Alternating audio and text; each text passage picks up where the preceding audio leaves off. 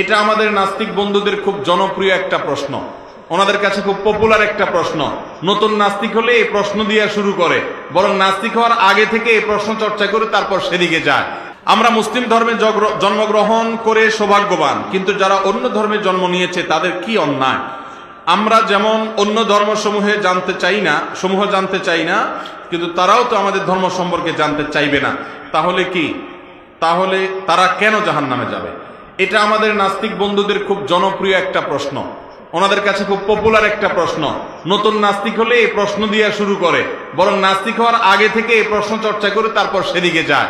ভাইরা আমার, তাদের আরেকটা পপুলার প্রশ্ন আছে, সেটা হলো যে আল্লাহ রাব্বুল আলামিন 1000 বছর আগে যার মৃত্যু দিয়েছেন সেই লোকের কবর আযাব শুরু হয়েছে, আবার ইসরাফিলের সিংহা ফুৎকার দেওয়ার দিন যে মারা গেছে, তার আগের দিন যে মারা গেছে তারও কবর আযাব হচ্ছে। তার কবর আযাব হলো একদিন, এরপর তো কিয়ামত।